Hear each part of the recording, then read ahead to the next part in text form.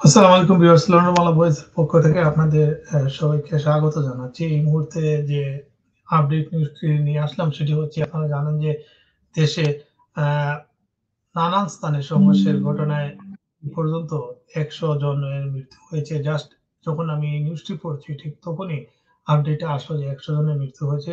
তার মধ্যে একটি নিউজ হচ্ছে যে নরসিংদীতে গুলি করার পর আওয়ামী লীগের ৬ নেতাকে পিটিয়ে হত্যা করেছে সেখানকার স্থানীয় জনসাধারণ। আজকের এই অসহযোগ আন্দোলন করতে গিয়ে আ আ সাধারণ ছাত্রছাত্রী এবং আওয়ামী লীগ, যুবলীগ এবং পুলিশের আ উভয় দিক থেকে মানুষের মৃত্যু হয়েছে, যা আসলে কারো কাম্য নয়। তো এখন যে নিউজটি নিয়ে আলোচনা করব সেটি হচ্ছে নরসিংদীর আ মাধবদীতে এই ঘটনাটি ঘটে। আ এখানে জানানো হয়, নিউজে যেটি বলা হয়েছে যে স্থানীয় আওয়ামী লীগের নেতারা আ অসহযোগ আন্দোলনকারীদের উপর গুলি ছুড়লে সেখানে উত্তপ্ত জনতা ক্ষিপ্ত হয়ে ওই স্থানীয় আওয়ামী লীগের ওই নেতাদের তারা গণপিটুনি দিয়ে হত্যা করে। এতে ৬ জনের মৃত্যু হয়েছে। তো চলুন সেই নিউজটি কি সেটি একটু আমি আপনাদেরকে পড়ে শোনাবো। সেটি হচ্ছে যে নরসিংদীর মাধবদীতে আন্দোলনকারীদের দিকে গুলি ছোড়ার পর দাওয়া দিয়ে আওয়ামী লীগের ৬ নেতাকর্মীকে পিটিয়ে হত্যার ঘটনা ঘটেছে। রোববার বেলা ১:৩০টার কাছাকাছি সময়ে সদর উপজেলার মাধবদী পৌরসভা সংলগ্ন মসজিদের অজুখানায় এই ঘটনা ঘটে।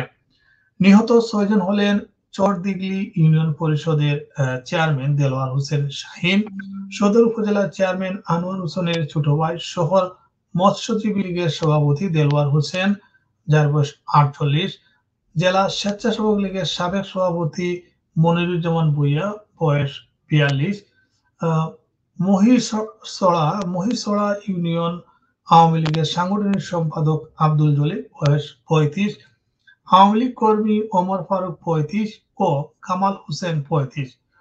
প্রত্যক্ষদর্শী ও স্থানীয় লোকজন জানান যে বৈষম্য বিরোধী ছাত্র আন্দোলনের কর্মসূচিকে কেন্দ্র করে দুপুর ১২টা থেকে কয়েক হাজার বিক্ষোভকারী ঢাকা-সিলেট মহাসড়ক অবরোধ করেন। বেলা ১টার দিকে সদর উপজেলা চেয়ারম্যান আনোয়ার হোসেনের নেতৃত্বে স্থানীয় আওয়ামী লীগের শতাধিক নেতাকর্মী সেখানে যান। আওয়ামী লীগের নেতাকর্মীরা তাদের অ আন্দোলনস্থল ত্যাগ করতে বললে তারা রাজি হননি। পরে ক্ষমতাসীন দলের নেতাকর্মীরা বিক্ষোভকারীদের লক্ষ্য করে গুলি ছুড়লে অন্তত ৪ জন গুলিবিদ্ধ হন। তারা হচ্ছেন আল-আমিন ২৫, সুমন ৩০। তাদের দুজনকে নরসিংদী সদর হাসপাতালে চিকিৎসা দেয়া হয় আ হচ্ছে এখনো। অন্য দুজনকে স্থানীয় বেসরকারি হাসপাতালে নেয়া হয়েছে। এ সময় বিক্ষোভ থেকে লাঠি ছোটা হাতে ক্ষমতাসীন দলের নেতাকর্মীদের দেওয়া ঘটনা ঘটে। তখন নেতাকর্মীরা পৌরসভা এলাকার বড় মসজিদের ভেতরে ঢুকে পড়েন। পরে মসজিদের ভেতরে অজুখানায় অন্তত ১০ জনকে উপর্যুপরি মারধর করেন আন্দোলনকারীরা এবং এক পর্যায়ে তাদের মধ্যে ৬ জনের মৃত্যু হয়। ভিউয়ার্স, এই ছিল এখনকার আপডেট। আরো কোনো আপডেট থাকলে আ আমরা শোনাবো এবং লন্ডনে আলতাফ আলী পরকে আ বেশ কয়েকটি সভা হয়েছে, সেগুলো আপনাদের সম্মুখে তুলে ধরব। ধন্যবাদ সবাইকে।